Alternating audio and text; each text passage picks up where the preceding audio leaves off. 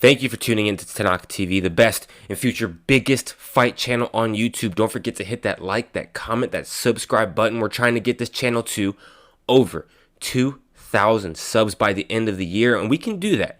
This channel can do that, but we cannot do that without your support. So thank you for those who support this channel, and thank you for those who will support this channel in the future. I truly appreciate it. Now, I just saw a video of MMA Junkie interviewing Julianna Pena. Before I dive deep, let's take a look at it. If it is Kayla, is that one of the biggest fights in women's MMA history? Do you feel it'll be?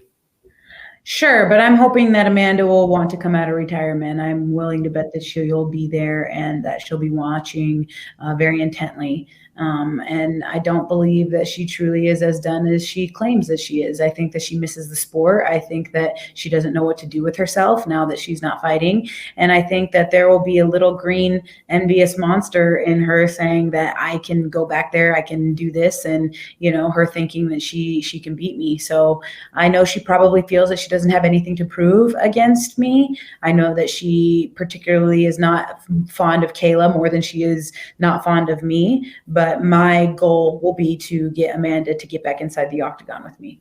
And that will be the biggest women's fight in UFC history. Now, I think there are a couple of things to unpack about what Julianna Peña said. First of all, I think that Julianna Peña is really holding on to that one win, one loss with Amanda Nunes, which in some aspect and in one perspective, you can understand why she would be holding on to it. I mean, they're 1-1, and she feels that they need to be settled. She feels that those two fights being even, there needs to be a true, clear-cut 2-1 victor. I think that not every win holds the same weight. You can win by a very close decision. You can win by a way of where people may think or view a win as not being as dominant.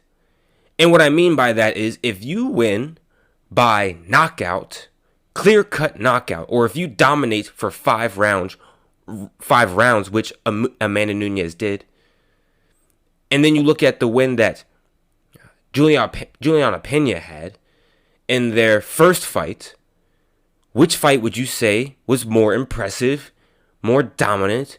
Which one weighs more in the aspect of a clear-cut victor? I'm going to give that to Amanda Nunes. Now, is that really enough, people, for Amanda Nunes to come back? Maybe. If Julianna Peña wins the title in devastating fashion and she's able to market her victory and her championship enough to make Amanda come back. But there's a whole other side to that, right?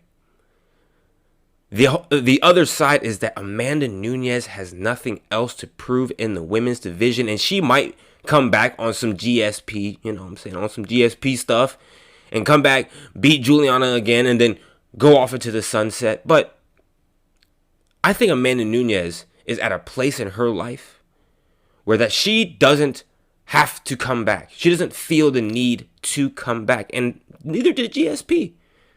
But Amanda Nunes, she has a child now. She's married. She's on her family journey. And after she beat up Cyborg, after she beat up Holly Holm, beat up Ronda Rousey, Miesha Tate, Julianna Peña, Germaine de Randamie, Valentina Shevchenko.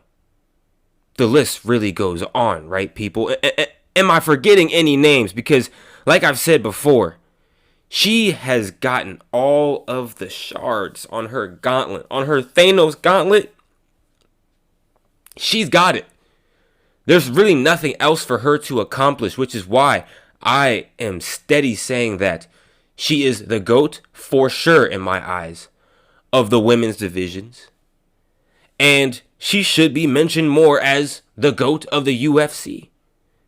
And I understand maybe there's more weight to being in, a men's division with people who can knock you out, more dangerous fights. I get all that.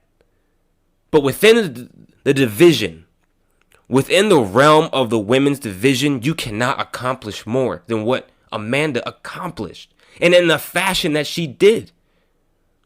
She was out here starching, folding women, which, as we know, is not a super prevalent thing to do in the women's division. Typically, women do not hold the power to knock each other out, but she does. And she went about knocking out women who could knock her out. Chris Cyborg, Holly Holm, who are, dare I say, knockout artists in their own facet, in their own way. So she's gone against dangerous fighters. She went up against Ronda Rousey, and we cannot knock on Ronda Rousey too hard, people. We cannot, because Ronda Rousey was finishing women, finishing pretty much everybody she fought. When it came to that submission game, there's not been too many other more dangerous fighters than Ronda Rousey. And Amanda Nunes made it look like she was an amateur. Amanda Nunes made it look like Ronda Rousey had 0 days in the gym. 0. Like she had no experience. That is what Amanda Nunes did. We're talking about a double champ. Does she have anything else to prove? Is there enough weight on Julianna Peña's return and capturing the title again to pressure Amanda Nunes to come back? I'm going to say no. No. If Amanda Nunes wants to come back, good on her. I mean, Kayla Harrison is making noise, so that might be enough. I don't know. But the killers that she has gone through, if I were Amanda Nunes, I wouldn't be so... I truly wouldn't be so quick to make a return. That's just me. I don't know if Julianna Pena has enough. Now, let's say if Amanda Nunes comes back and wants to fight Julianna Pena again, who would I have winning? I'm just going to say this. I'm going to give it to Amanda Nunes. Why would I go up against her? Why would I pick against her as far as what I've seen, especially from that second matchup? She put it on Julianna Pena all 5 rounds. Do I need to say more about that? So comment down below, people, what you think. Do you think that this is enough for Amanda Nunes to come back? Or should she just stay retired and enjoy her retirement as what I would say is the GOAT of women's fighting? Period. I'm going to catch you guys on the next one. Peace.